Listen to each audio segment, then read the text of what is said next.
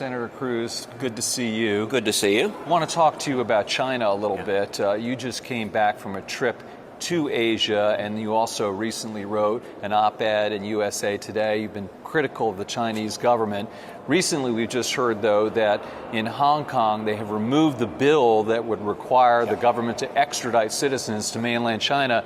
Do you think that had something to do with the pressure that President Trump and you brought to bear on the situation? And is it time for the protesters to give up the ghost? Well, listen, I think it is a positive step that they formally withdrawn the extradition bill. I think it's really a response to the people of Hong Kong, to the brave protesters. As you noted, just over a week ago, I was in Asia and went to Japan and Taiwan and India and Hong Kong. And in Hong Kong, I sat down and met with leaders of the protest, met with democracy activists, and encouraged them that their actions, standing up for freedom, standing up for democracy, are really highlighting for the world. The eyes of the world are on Hong Kong, and withdrawing the extradition bill is a sign of the weakness and the fear that the Chinese Communist government has of the protesters and their demands for freedom. Is it time for the protesters to stop? Look, I think they're going to make that decision based on the ground, what's real. They're standing up for democracy. They're standing up for freedom, and they're standing up for China to follow its diplomatic treaty obligations. That when China reverted control over Hong Kong, it agreed to protect Hong Kong's autonomy. It agreed to protect their diplomatic rights, and we're seeing right now instead China trying to exert political oppression and. You know, to illustrate just how terrified the Xi government is of the Hong Kong protesters, you need look no further than the reaction in the NBA. A couple of weeks ago, as you know, Daryl Morey, the general manager of the Houston Rockets, my hometown team, tweeted out a really benign tweet that says, "Stand for freedom, stand with Hong Kong." And the government of China, the communist government, went nuts. They canceled the Houston Rockets TV contracts. They canceled their internet contracts. They canceled their supporters. Right. They canceled everything. And what then happened? The NBA began just groveling in apology, putting one profuse apology after the other.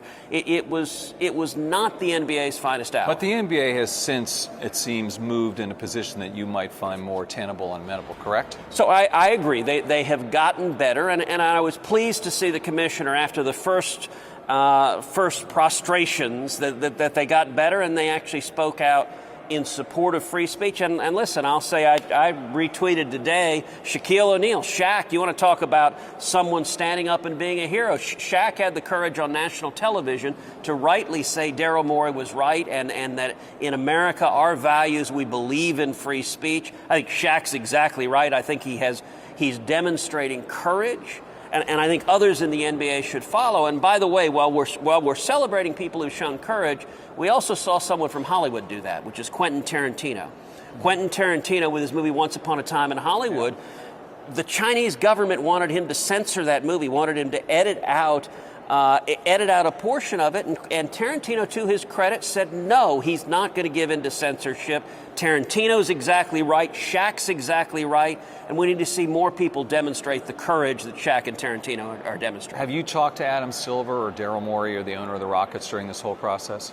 So I haven't spoken with them directly. My team is talking with the NBA. I've announced that I intend to chair a hearing looking at Chinese censorship, and I don't think U.S. companies or U.S. global sports leagues should be dragooned into censoring Americans at the behest of the Chinese communists. Why are you concerned about this now, Senator? I mean, the Chinese have been, not doing the right thing, I think you would characterize it, with regard to human rights for a long time. Yeah. Why are you so concerned at this point in time?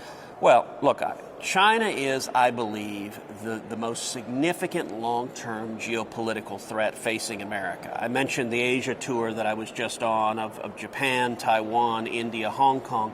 That was really designed to be a friends and allies tour. It was all of our close friends, or a number of our close friends, all surrounding China. and dealing with China's enhanced military aggression.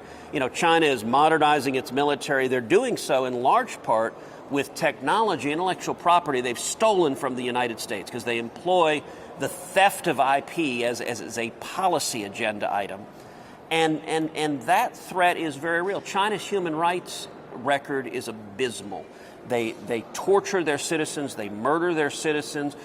Roughly 1 million Uyghurs are held in concentration camps. And so I've long spoken out against Chinese human rights abuses. What we're seeing now, though, is a more dangerous incarnation, which is U.S. companies. They're so desperate to make a buck in China, and I get it. Look, it's a lot of money, access to the Chinese market, but we shouldn't have our fundamental values. Free speech shouldn't be for sale. So what is the way forward, let's say for Apple, which is a company that you've been critical of? I mean, you're suggesting that they can and should do business there, but it's a difficult path to navigate. So how do they do it? Well, for example, Apple, we saw with regard to Hong Kong that they pulled down the Taiwanese flag from their app in Hong Kong. So you could get it here, you just couldn't get it in Hong Kong.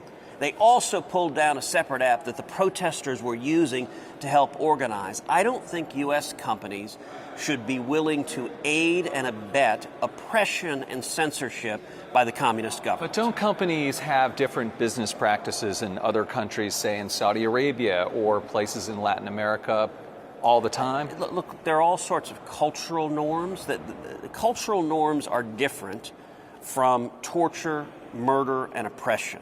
Basic human rights, there's no cultural norms that justifies putting 1 million Uyghurs in concentration camps, that justifies persecuting the Falun Gong for expressing their faith and religious beliefs, for persecuting Tibet.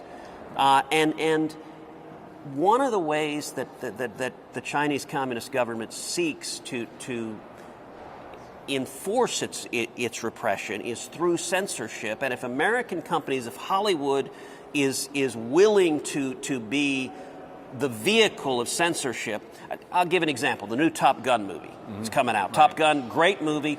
So the back of Maverick's jacket, they have apparently removed both the Japanese flag and the Taiwanese flag. They were both on the back of Maverick's jacket.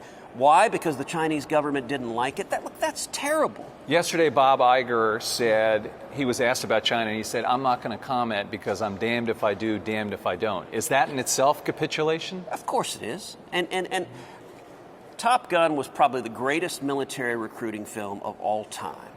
We now have Maverick acting scared of the Chinese communists.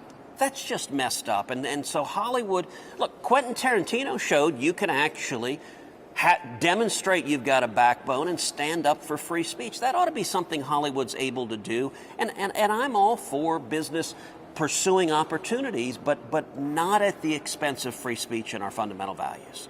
All right, a lot to chew on there. Senator Cruz, thanks so much for your time. Hey investors, Zach Guzman here. Are you interested in learning more about the markets and getting the latest financial news? Well, then click right here to subscribe to our Yahoo Finance YouTube channel. Get the latest up-to-the-minute market analysis, big interviews in the world of finance, and information on how to manage your money every day wherever you are.